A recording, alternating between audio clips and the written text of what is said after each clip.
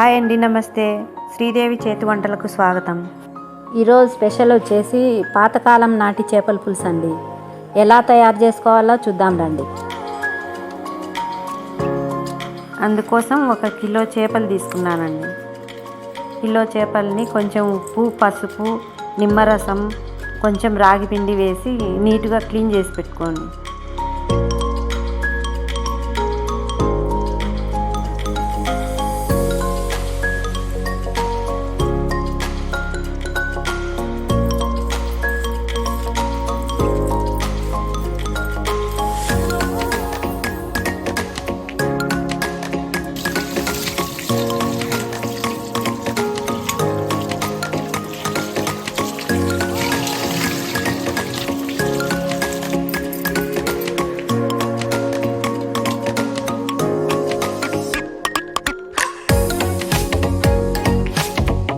ఇప్పుడు వచ్చేసి మసాలా కోసం 2 టేబుల్ స్పూన్ల ధనియాలు, 1 టీ స్పూన్ జీలకర్ర, 1 టీ స్పూన్ మిరియాలు, 1 టీ స్పూన్ మెంతులు, 1 గుప్పెడు ఎండుమిర్చి,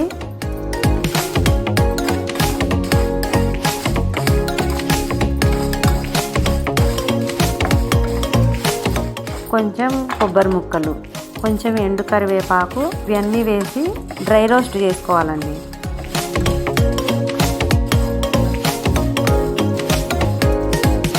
డ్రై రోస్ట్ చేసుకున్నాక స్టవ్ ఆఫ్ చేసి చల్లారిపోనివ్వాలండి.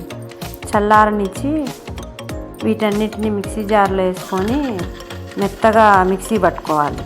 2 మీడియం సైజు ఉల్లిపాయలు, 2 తెల్లగడ్డల్ని నీట్గా పొట్టు తీసి పెట్టుకొని, 1 పెద్ద టమోటా, ఈ 3 వేసి మసాలా పట్టి పెట్టుకోవాలండి మిక్సీలో.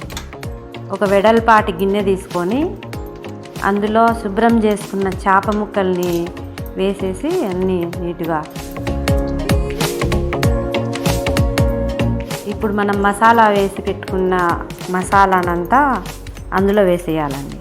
కొంచెం కరివేపాకు, 3 పచ్చిమిరపకాయలు చీలికలు, 50 గ్రాముల చింతపండు నానబెట్టుకొని గుజ్జు తీసి పెట్టుకున్నానండి. ఆ చింతపండు గుజ్జును 5-6 టేబుల్ స్పూన్ల ఆయిల్ను అంతా వేసేసి నీట్గా కలిపి పెట్టుకోవాలండి.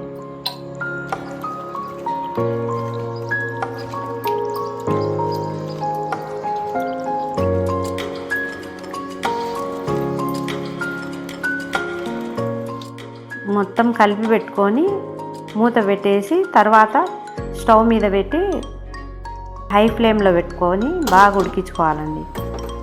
మధ్య మధ్యలో తీసుకుంటూ అలా చేత్తో ఇలా కలుపుకుంటూ ఉండాలి. తర్వాత 1 అరగంటకు మళ్ళీ గుమగుమలాడే చేపల పులుసు రెడీ. చాలా బాగుంటుందండి. ఇది రొట్టెలేకైతే ఇంకా బాగుంటుందండి.